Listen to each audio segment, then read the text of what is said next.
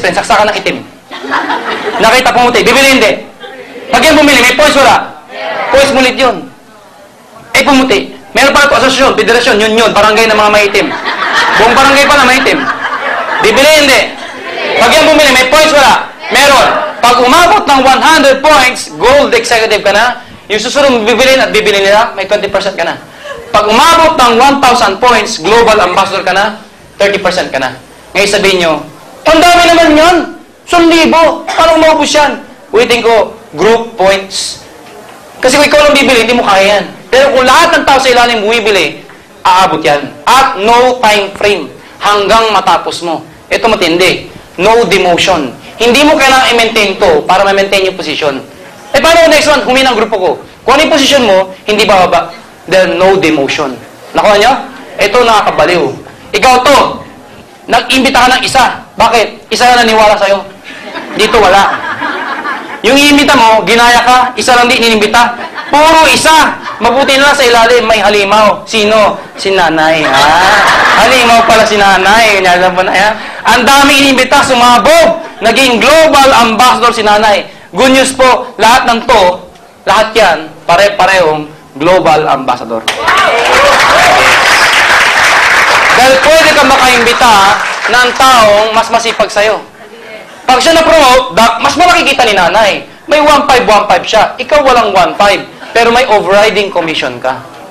Nakaya nyo? Maganda ba? Maganda. Ngayon, ay mga person na yan, saan i-base yan? Sa presyo ng produkto? Hindi. Sa points ng produkto. For example, yung isang global pack. Yung isang box na ganito. Naalala nyo? Pag bumili nun, magkano yun? 5,064 yun. Pag nag-reorder ka. Eh kanina, 6,750 sabi mo dito. Hindi. Yun ay retail price. Pag member ka na, discounted ka ng 25%. Correct? Yes. Oh. Ang isang ganito, 1,200 points. Nakuha nyo? Ngayon, ikaw to. Itong taong to, bumili ng ganito. Bumili siya, ito. So, 1,200, eh, ikaw ay global ambassador. Times 30%. Magkano kinita mo? 360. Nakuha nyo? Ngayon sabi mo, ang laki ng presyo, ito lang kinita ko. Ang lit naman. Teka. Ang sabi ko, siya. Eh pag ito nag-imbita, bumili din. 360 ka ulit. Nag-imbita. Lahat ng binibili nila, basta ganito, may 360 ka. Okay, yan yung royalty. Ikaw to, global ambassador ka. May naimbita ka, naging global ambassador. Nakuha nyo? Ngayon, ano ibig sabihin nito? Kasi ito, high rebate minus lower rebate. Ano ibig sabihin nun? O, tinan nyo. Ikaw to, naging gold executive ka. Yung naimbita mo, naging silver executive. Siya, sa lahat ng grupo niya, may 10% siya, di ba? Ikaw, 20%. Overpay yun. Kaya dapat, 20 minus 10, ikaw, may 10% ka sa buong grupo niya. Siya, may 10%. Eh, naimbita ko dito, distributor. So, walang porsyento. Magkano mo sa lahat ng grupo niya? 20%. Pag na-promote to, na silver executive, magiging 10 na lang. Eh, ba't lumiliit? Lumalaki naman. Eh, paano ko pareho na kaming global ambassador? O di pareho kaming 30%? Tama? Good news po. Yung 30% mo, liliit. Pero, ang laki naman ng grupo niya. Hindi na 30% kikita mo sa kanya. 2%. Sa lahat ng tao sa ilalim niya. Pag yan, nagkaroon ng global ambassador, 2% ka ulit doon. Nagkaroon ulit siya dito, 2% ka ulit. Hanggang 5 global ambassador. Lahat yun, meron kang 2 sa lahat ng grupo nila. Ang liit po. Teka lang, tandaan nyo. Global ambassador yun. Ang dami nun. Anyway, ano yung mga incentive namin? Meron kaming Hong Kong trip. December 2006. Last year. 56 ho. Take note. 56 ho. Pinadala namin sa Hong Kong, all expenses paid. 56. June 2007. Ito lang ho. Months ago. 124 ho pinadala namin sa Hong Kong, all expenses paid. Ulitin ko, 124. February 2008, may papadala namin kami sa Hong Kong. Good news po, pwede na kayo makasama doon. Paano? Ito ho. Mag-invite ka ng 10 tao mag-join sa'yo. 10 direct. Ikaw nag-imbita na nag-join. Magkaroon ka ng 10 match. Ano yung 10 match? Yung 1, 2, 3, 4, 5 hanggang 10. Nakuha nyo? At magbenta ka ng 15 global pack. Ano yung 15? Yung box na may 6. Pag nagawa mo itong tatlong to, in 3 months, November, December, January, hindi o 1 month. Kaya to, basta gagawin mo. 3 months, matagal yan. Hindi, kahit gawin mo yan, pagdating ng January, doon mo lang inumpisan, pwede pa rin. Basta November to January, nagawa mo yan, kasama ka sa Hong Kong, all expense paid. Ngayon sabihin niyo, mahirap. Hindi ho. Take note, 126 ho pinadala namin ng June. Hindi ho biro yun. All over the Philippines yun. At karamihan doon, first time ho sa aeroplano. First time. Ang daming doon. Nakakatawa kasi first time nila sa airport. Buong buhay nila sa labas lang ng airport. Ngayon nakapasok na daw. Eh, balo na bali bakit? First time sa aeroplano. Eh, halata mo sino first time, sino hindi. Alam mo sino mga first time? Ang mga first time, nakandun sa bintahan na, nakaganon. Pero isa na sa aeroplano, andun, nagbabasa ng dyaryo, kumakain, nakikipagkwentuhan, natutulog. Yan ang mga matagal na. Ako nung first time ko, Amerika pa. Boeing 747, na-hit ko yung travel incentive. Pag sakay ng aeroplano, syempre sa bintana, first time ko eh. Lahat ng pinipindot ko. Oh, pati kasama, katabi ko, pinipindot ko.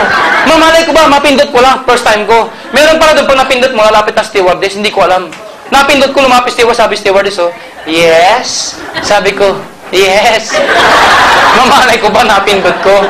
Paglipan ng aeroplano, ang sarap ng feel. Alam nyo yung sa Ferris wheel? Yung parang, yung gumagano ng tiyan mo, ganon. Ito na ngayon, paglipad ng aeroplano, ang sarap. Bakit? Iko-congratulate pa tayo ng captain. Ladies and gentlemen, congratulations to AIM Global Distributors. Palakpakan kami lahat. Siyempre, ang ingay, imagine, 126. Majority na nasakay kami. Eh, pare-parusot namin kasama si Isko Moreno. Siyempre, tanungan yung mga tao, ano meron? Eh, di ba sa aeroplano may tray table? Yung sa harapan, may binaba? Ay, ang ingay. Bakit? Kanya-kanya explanation. Lahat kami, ito, ganyan. Yung mga katabi nila, yung mga katabi namin, wala magawa. Andun lang yung oo na oo. Bakit? Bababa ba yun? Andun lang sa aeroplano, oo lang, oo. Wow. Pagkaba ng aeroplano, lahat member na, baliw na baliw. Ha? Tapos kakamay ni Isko. Hello, ma'am, hello. Kakamay ni Isko. Eh, Isko. Kaya tip lang. Mamaya pupunta si Isko dito. Yes, pupunta si Isko. Alauna ko. May board meeting kami kasi vice mayor siya, sobrang busy.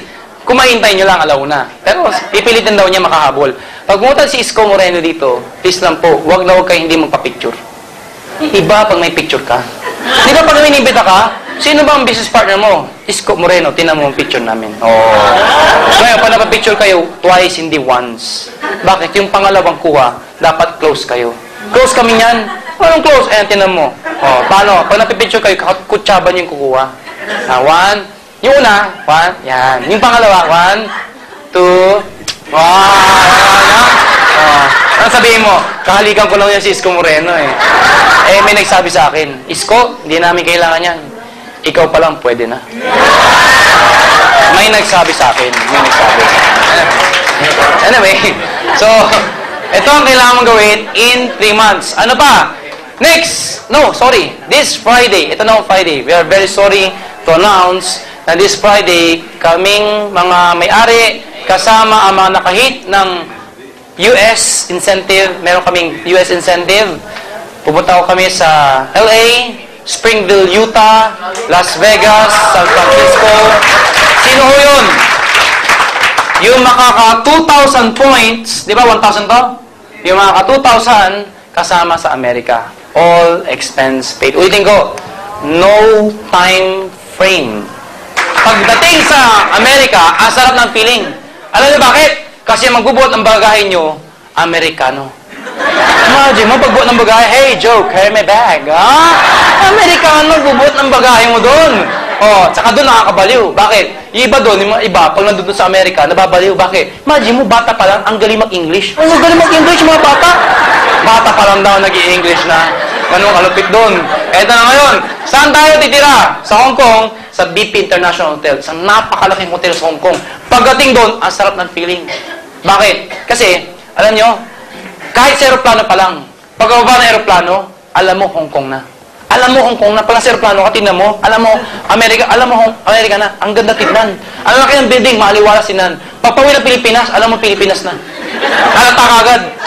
May mga gulong sa bubong ng bahay. Imagine nyo, sa buong mundo, Pilipinas lang ho, may gulong sa bubong